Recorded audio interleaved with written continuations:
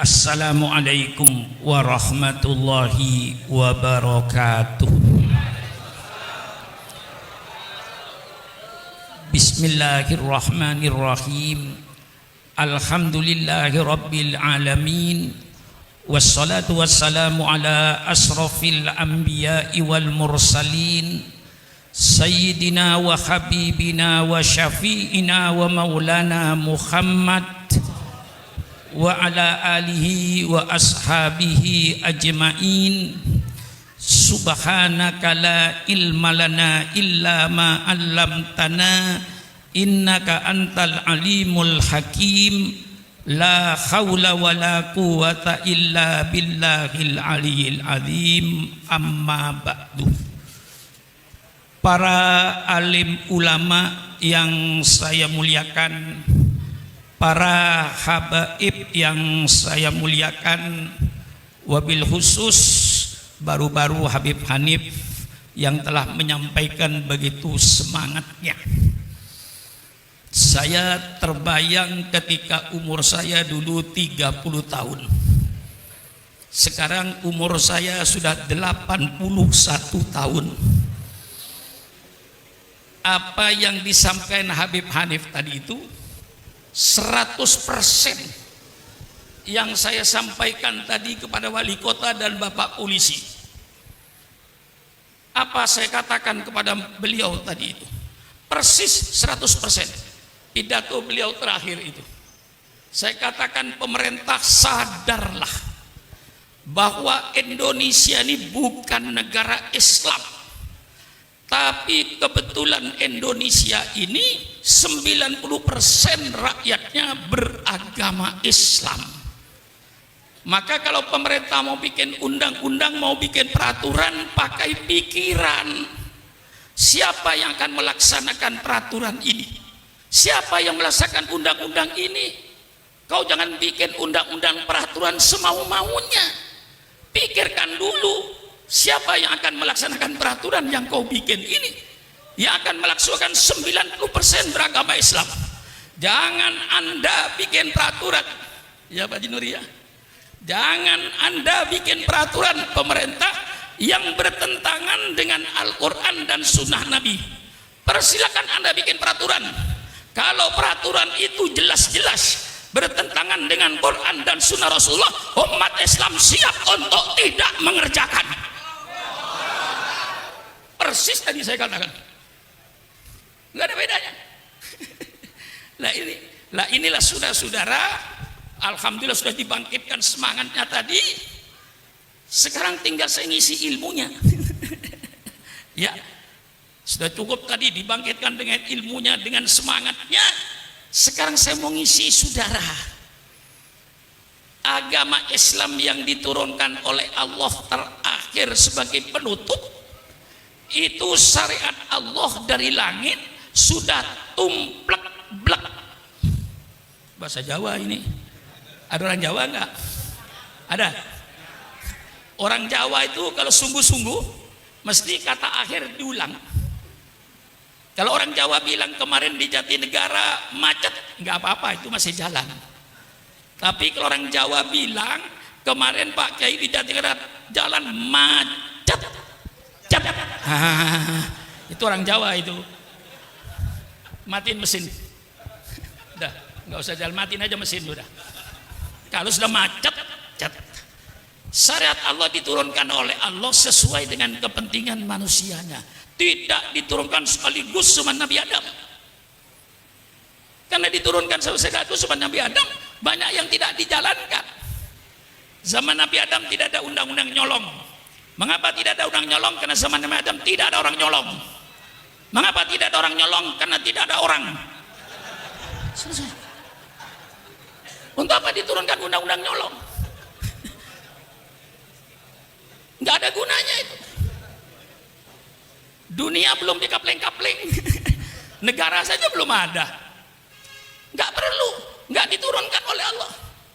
Zaman Nabi Adam tidak diturunkan undang-undang perkawinan sempurna seperti kita ini. Mengapa? Karena zaman Nabi Adam tidak ada orang kawin. Mengapa tidak ada orang kawin? Ya tidak ada orang. Siapa mau jadi besan? Cukup Allah kasih kemurahan. Kakak kandung kawin dengan adik kandung, adik kandung. Kalau sekarang di Jatinegara ada orang mau kawin dengan adik kandungnya sendiri, itu anak salah lahir. Mestinya lahirnya zaman Nabi Adam.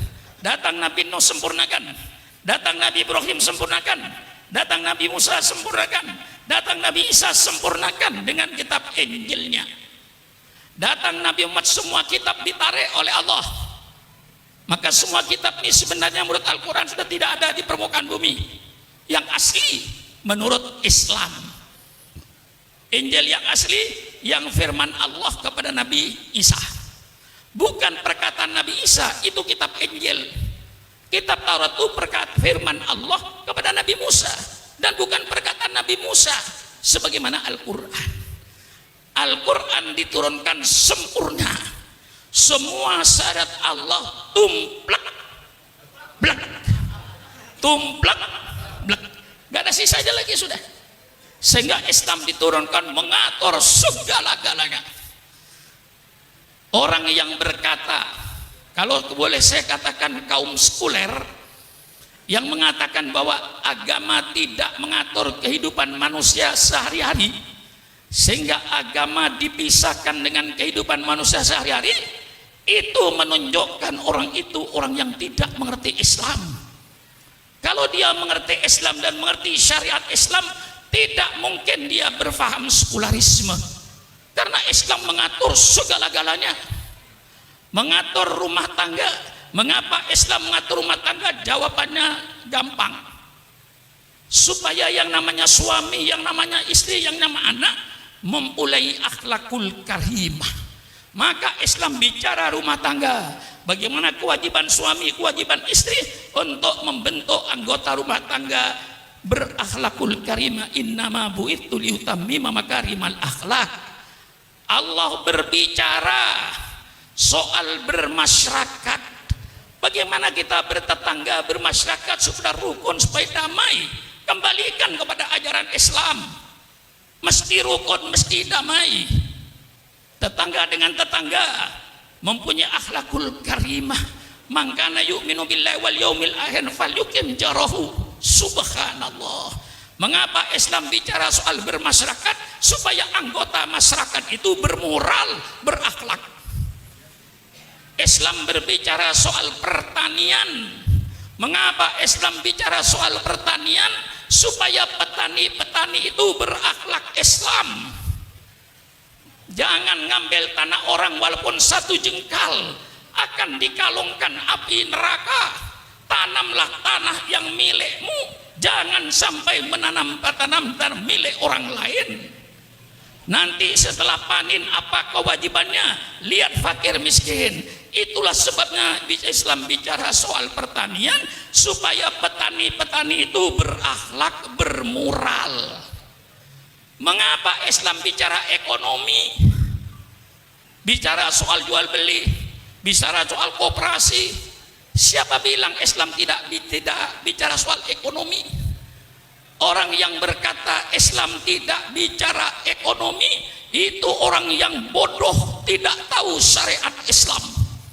Kalau dia baca Fathul Qorib, dia baca Fathul Mu'in, ada babul bai', bab tentang jual beli. Ahallallahul bai'a wa harramar riba. Ini ekonomi. Ar-rasi wal murtasi finnar. Orang yang menyuap dan yang terima suap di neraka. La ta'kulu amwalakum bainakum bil batil. Jangan kau makan harta orang lain dengan cara yang batil, ngurangin timbangan dan seterusnya. Islam mengatur ekonomi sampai cara mesen barang. Islam mengatur menurut sunnah Rasulullah bagaimana cara mesen barang, bagaimana berkooperasi. Islam mengatur bagaimana cara penanaman modal yang dikenal dalam hukum fikih babul qirot. Ada yang membaca babul qirot, persilakan. Bagaimana investasi dalam Islam. Islam berbicara sampai mendetil bagaimana memesan barang. Ya guys, sekarang ada online, ada syarat-syaratnya, namanya babus salam. Bagaimana kita memesan barang, syaratnya bagaimana, pembayarannya bagaimana. Persilakan baca Fathul Qarib, Fathul Muin. Jadi kalau ada tokoh Islam berkata bahwa Islam tidak mengatur kehidupan manusia sehari-hari, itu keluar dari orang-orang yang bodoh dan tidak mengerti syariat Islam. Paham? Paham? Mestinya saya sudah tidak pidato begini.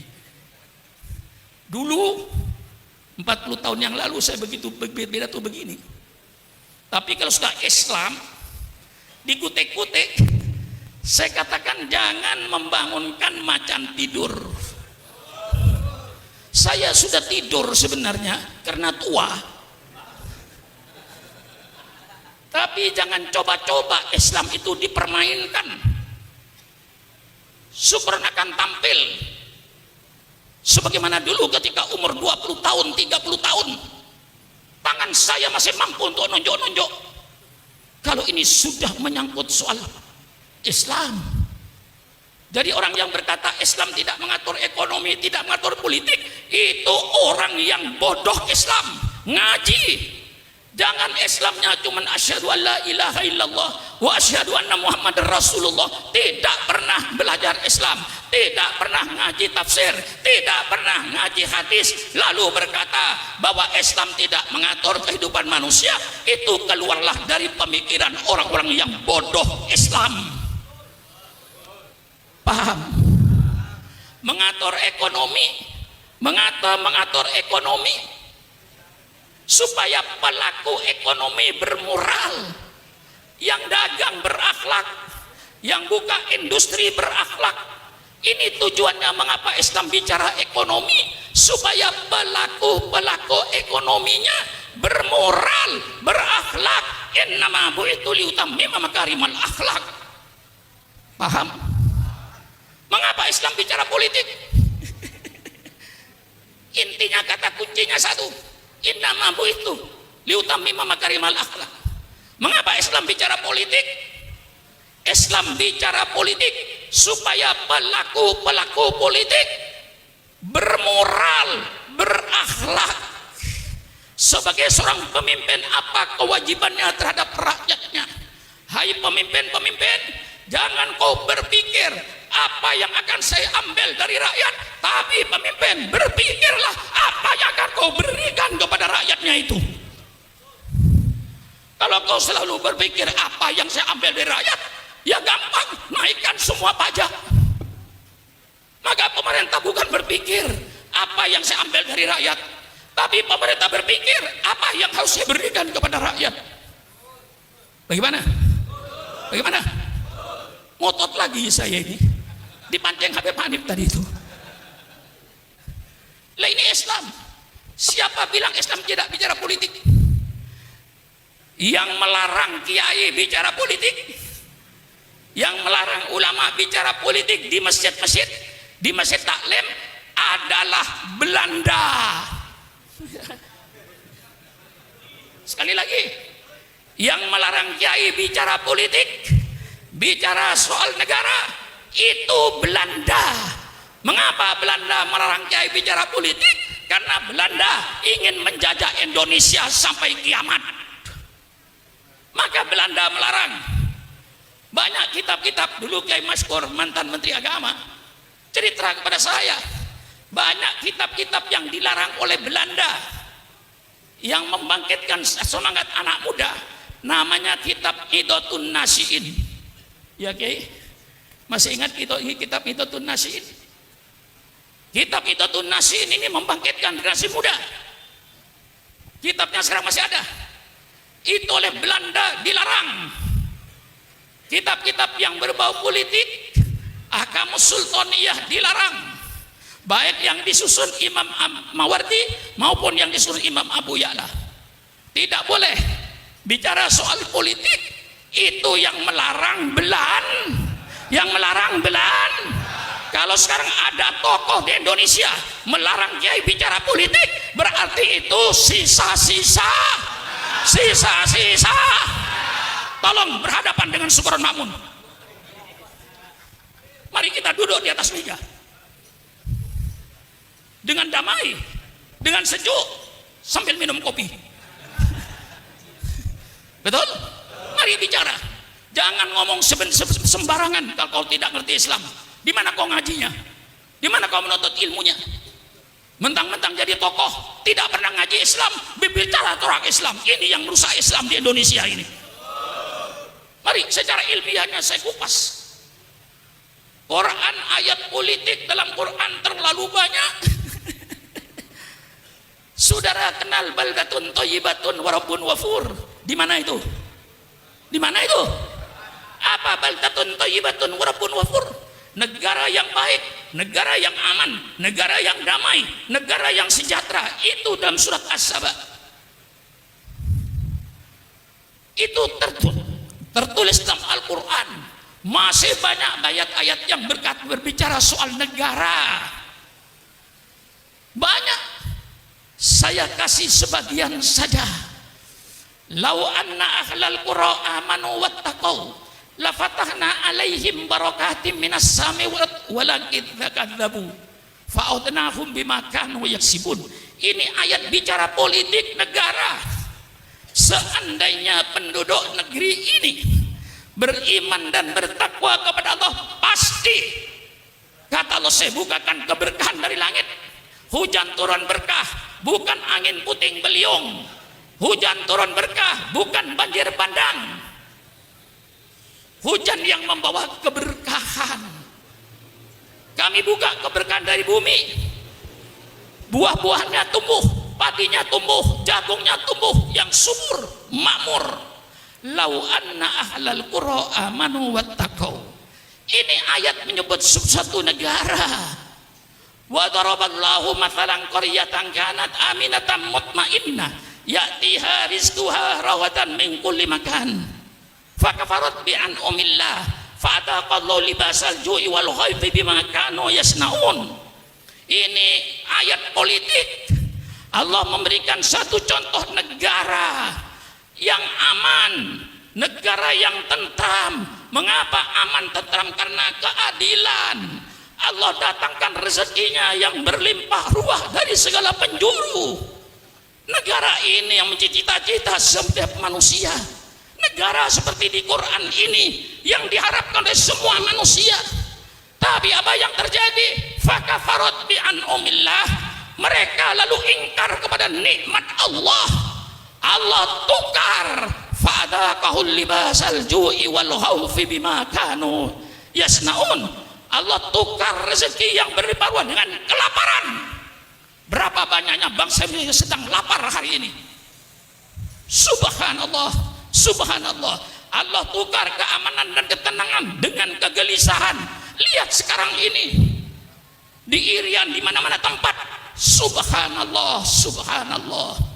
Allah bicara negara, malah Allah menceritakan lagi bagaimana Allah cara menghancurkan suatu negara.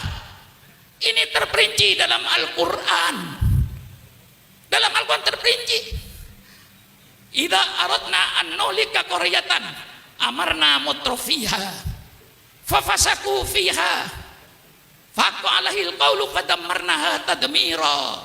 Kalau Allah ingin menghancurkan suatu negara, apa yang Allah jadikan? Allah perintahkan orang-orang yang bergelimang dalam kenikmatan untuk taat kepada Allah, tapi mereka tidak taat kepada Allah. Orang-orang kayanya yang bergelimang dengan kenikmatan itu, mereka main perempuan, main judi, mabuk-mabukan segala larangan Allah. Itulah Allah hancurkan negeri itu. Kalau ini sudah terjadi, ada yang membaca tafsir itu bukan amarna, dibaca amarna.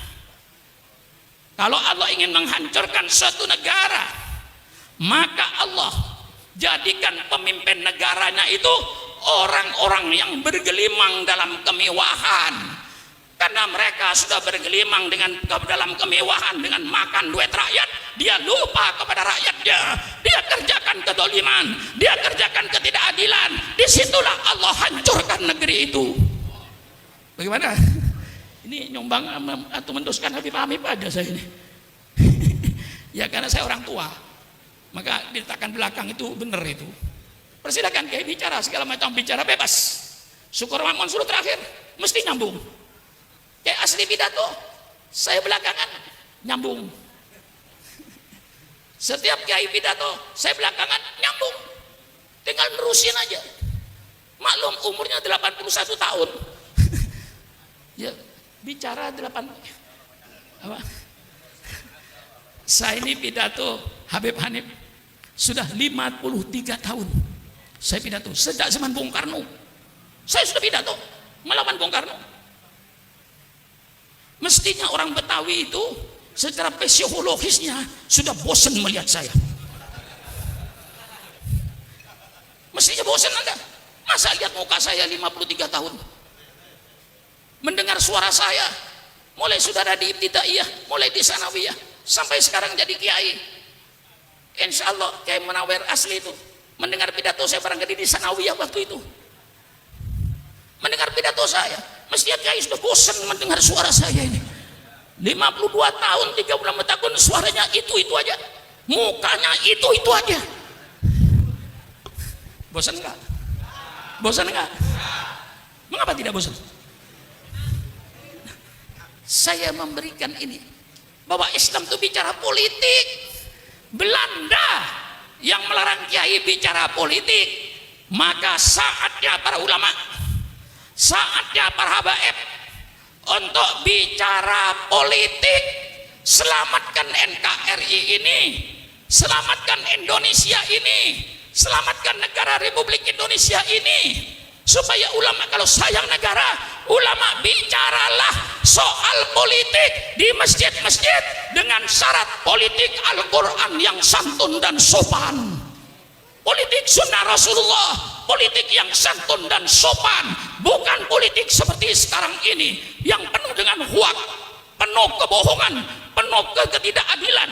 Mari kita bikin politik yang sopan, politik yang santun, kembali politik yang sopan, politiknya Al-Quran. Ngotot saya ini, ngotot Kiai. Supaya Habib Hamid kalau pidato lebih ngotot dari saya, malulah sama saya. Kalau Anda tidak ngotot, setua itu masih ngotot, masa yang muda-muda? Betul atau tidak, Baji? Ini mungkin sudah coba bayangkan, kalau sekarang saya pidato kayak begini dengan umur 81 tahun, kira-kira ketika seumur 30 tahun kayak apa? Bayangkan aja sendiri. Pidato sudah 53 tahun. Dan ini sudah kena Islam. Islam bicara politik. Justru tadi dalam Habib Hanif sudah menjelaskan, Rasulullah menjadikan contoh. Tetapi di waktu itu tidak sebut ad-daulah al-islamiyah, tidak ada. Tidak ada. Yang ada negara Madinah.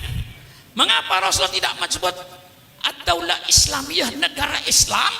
Tidak perlu. Mengapa? Pemimpinnya Rasulullah yang dipakai Al-Quran, tidak perlu lagi pakai daulah Islamiyah, cukup negara Madinah dipimpin oleh Muhammad ibn Abdullah. Betul? Ijma ulama mendirikan negara itu hukumnya wajib, nggak ada ulama yang khilaf. Persilakan baca kitab Al-Ahkam As-Sultaniyah, persilakan baca kitab Al-Ahkam As-Sultaniyah Imam Mawardi, Imam Abu Ya'la. Persilakan baca kitab Ad-Daulah Al-Islam Siyasatu Fiqhud Daulah yang disusun oleh Yusuf Qardawi, Profesor Dr. Yusuf Qardawi. Persilakan baca, walaupun dalam beberapa hal saya tidak sejalan, tapi ada yang saya sejalan. Kitabnya Ibnu Taimiyah yang mana Fiqhus Siyasat, di situ bicara soal politik. Maka dikatakan mendirikan negara hukumnya wajib. Tanpa negara, rakyat arogan, yang kaya menindas yang miskin, yang kuat menindas yang lemah, kedoliman akan merajalela, ketidakadilan akan merajalela.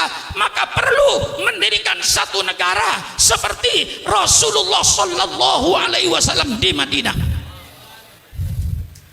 Anda jangan bicara di Indonesia pluralistik. Rasulullah pertama kali di Madinah mengabdi negara yang pluralistik. Di situ Yahudi, di situ Nasrani. Yahudinya saja yang ada mungkin ada 12 suku. Orang-orang Yahudi, orang-orang Nasrani, penyembah berhala, Rasulullah sebagai pemimpin negara, bagaimana menyatukan rakyat yang pluralistik, itulah yang tadi disebut oleh Habib Hanif dengan piagam, bukan piagam Jakarta ya, piagam Madinah, Sohifatul Madinah, tulisan aslinya itu piagam Madinah, untuk mempersatukan mereka dengan cara apa? Ya banyak pasalnya, itu mungkin ada 25 pasal itu Habib kalau dibaca semua, tapi sambil intinya, substansinya, orang Yahudi bebas dengan agama Yahudinya, menjalankan agamanya. Orang Kristen dibebaskan menjalankan agamanya, tidak diganggu. Mari kita bersaudara. Kalau ada musuh dari luar, kita bersatu antara Yahudi dengan Islam melawan musuh dari luar. Karena kita merupakan satu negara Madinah. Biaya bersama, sama-sama keluar biaya, tetapi peraturan pokok di situ ada. Kami seluruhnya yang berbeda-beda itu rukun damai, tidak ada kedoliman, tidak ada ketidakadilan. Di situ intinya, siapapun yang berbuat dolim, ya Yahudi ya orang mukmin, sama saja kena hukuman. Maka Islam tidak punya musuh, Islam tidak punya musuh etnis. Orang Jawa bukan musuh Islam, orang Sunda bukan musuh Islam, orang Betawi bukan musuh Islam, orang Papua bukan musuh Islam, orang Bugis bukan musuh Islam. Seluruhnya kita satu bangsa, bangsa Indonesia. Islam tidak punya musuh agama, Islam tidak punya musuh etnis. Saya nyatakan musuh Islam, terus apa tidak? Terus apa tidak?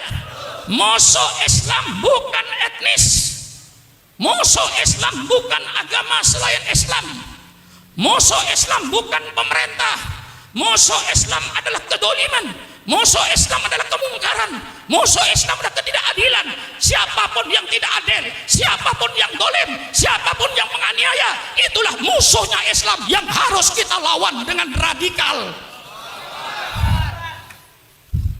Ini saya termasuk radikal nggak kira-kira? Saya tergantung Habib Hanif yang ngomong. Siapa yang masuk radikal? Kalau saya berbicara berzina itu dosa besar, merusak tatanan keluarga, merusak tatanan keturunan, ini dosa besar yang harus disiksa dan harus dilarang. Lalu pelacur berkata, oh ini Ustaz Surah Makmun, ini Ustaz radikal. Terima kasih. Kalau yang berkata pelacur, saya berkata lagi, minum minuman keras itu larangan agama, merusak otak, merusak pikiran, menjadikan manusia malas. Malah kalau sampai taraf kepada narkoba, daripada saya lihat badannya, lebih saya lihat kuburannya. Orang yang minum narkoba itu, lihat kuburannya saja daripada melihat orangnya. Orang yang tukang dagang narkoba ini kayak radikal. Siapa? Syukran Makmun. Terima kasih. Berarti saya nahi mungkar. Bagaimana Pak Effendi kira-kira? Benar ya? Kalau pemain judi, main judi itu dilarang oleh agama karena tidak mendatangkan harta, malah menghabiskan harta, mendidik manusia malas, hanya duduk di meja judi tiap hari. Kalau hartanya habis dia ngerampok, hartanya habis dia nyolong, dan seterusnya dan seterusnya. Maka penjudian adalah perbuatan yang dilarang oleh agama. Penjudi bilang, ini kiai yang radikal. Terima kasih penjudi. Bagaimana kira-kira? Kalau berkata saya radikal, Pak Effendi, saya tak pikir-pikir ini benar nggak saya radikal, salah. Kalau yang berkata radikal orang yang dolem, orang yang pengkhianat negara dikatakan seorang radikal, terima kasih. Berarti saya manusia yang amar ma'ruf nahi mungkar. Betul apa tidak? Betul apa tidak? Mengapa ijma ulama bikin negara wajib? Karena dua hal. Menurut Imam Ghazali, pertama, mengapa negara wajib didirikan? Yang pertama, hifduddin, untuk menjaga agama. Negara wajib menjaga agama. Agama diperkuat, jangan diperlemah, jangan membuat perpecahan dalam agama. Satukan agama itu, jangan dibikin pecah belah. Karena dengan kuatnya agama akan akan kuatlah moral bangsanya. Hancurnya agama, hancur moral bangsanya. Betul? Alhamdulillah kita hidup dalam negara republik berdasarkan Pancasila, ketuhanan yang Maha Esa. Ada kata ketuhanan Maha Esa, maka negara republik wajib menjaga amal agama Islam, wajib menumbuhkan agama Islam. Jangan sampai umat Islam pecah belah. Kesatuan Islam dijaga oleh pemerintah supaya jangan pecah belah, karena nanti akan menentukan moral bangsanya. Bagaimana? Ngotot juga saya ini, Pak. Sudah. Yang kedua, mengapa kita wajib mendirikan negara? Cuma kedua, siasat dunia, politik dunianya, politik ekonominya diatur oleh negara, industrinya diatur oleh negara, pertaniannya diatur oleh negara, sehingga rakyat subur makmur, keadilannya dijaga oleh negara, sehingga rakyat hidup makmur, rukun, damai, adil. Islam punya konsep. Nah, apa bentuk negara? Ini biar tuntas sekali. Apakah Islam menentukan bentuk negara? Tidak. Rasulullah berkata, wa ma kana min amri dunyakum wa ma kana min amri dinikum fa ilayya wa ma kana min amri dunyakum fa antum a'lamu bimuri udunyakum. Kalau soal agama, kembalilah kau pada saya, kata Rasulullah. Kalau urusan dunia, barangkali kau lebih tahu daripada saya. Islam tidak ngurusi bentuk negara. Mau republik kayak Indonesia, persilakan. Itu kesepakatan bangsanya. Mau bentuk kerajaan kayak Saudi, persilahkan, kesepakatan bangsanya. Mau bentuk kesultanan kayak Brunei, persilahkan. Mau bentuk khilafah, persilahkan. Khilafah itu tidak salah. Khilafah itu salah satu sistem bernegara. Salahnya, mengapa dia membuat khilafah kok di Indonesia berdasarkan republik? Tentu melawan bangsa Indonesia. Sama dengan saudara pergi ke Saudi sana, robah kerajaan Saudi menjadi Republik Saudi, insya Allah tengah malam kau hilang. Bukan berarti republik ini salah. Sama saja saudara bikin komplotan, Republik Indonesia mau dirubah kerajaan Indonesia, tentu saudara dilarang. Mau khilafah, mau republik, mau kerajaan, mau kesultanan, urusanmu. Yang penting inti dalam Islam substansinya, apapun bentuk negaramu, yang penting laksanakan perintah Allah, jauhi larangan Allah. Mau republik, mau kerajaan, mau kesultanan, mau khilafah, yang penting perintah Allah laksanakan, larangan Allah jauhilah. Itulah intinya, substansinya kita bernegara, menjalankan perintah Allah, menjauhi larangan Allah. Jelas? Jelas? Kita milih republiknya, persilakan. Yang penting dalam republik ini perintah Allah jalankan, larangan Allah jauhi. Yang namanya khalifah, yang namanya presiden, yang namanya raja, yang namanya sultan, itu sekedar nama. Semuanya adalah pemimpin negara. Khalifah pemimpin negara, presiden pemimpin negara, raja pemimpin negara, sultan pemimpin negara. Apapun bentuk negara Anda, yang penting perintah Allah laksanakan, larangan Allah jauhi. Itulah perintah Allah bikin negara. Bagaimana? Hah? Betul. Untuk menuju, saya kan warga negara kan ya. Hah? Syukran Makmun orang Indonesia, bangsa asing. Hah? Syukran Makmun selaku warga negara Republik Indonesia ingin menyumbangkan pikiran terbaiknya untuk Indonesia. Boleh apa tidak? Boleh apa tidak? Saya ulang sekali lagi, Syukran Makmun sebagai warga negara Republik Indonesia, saya ingin menyumbangkan pikiran terbaik saya untuk negara saya, untuk bangsa saya, untuk menyelamatkan negara saya. Boleh apa tidak? Kalau boleh saya sumbang. Tegas saja.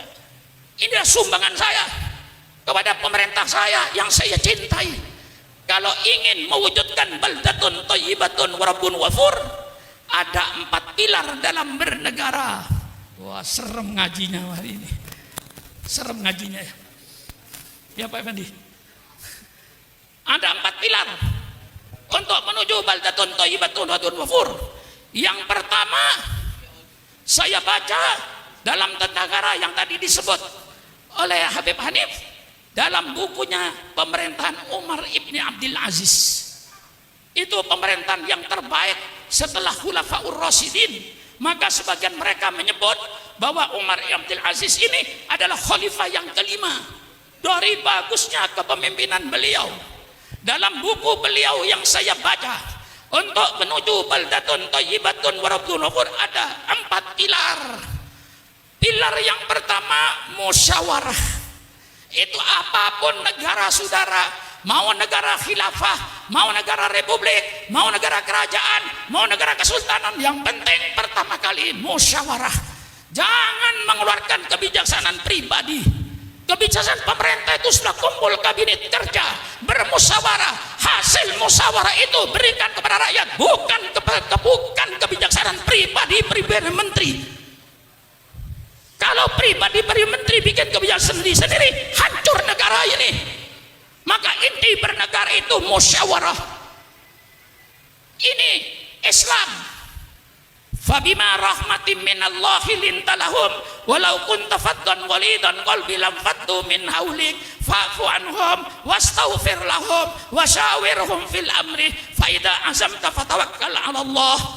Ini prinsip politik dalam Islam. Seorang pemimpin harus lemah lembut dengan rakyatnya. Jangan ada pemimpin menantang rakyat. Apa rakyat ditantang rakyat gak punya senjata? Betul apa tidak?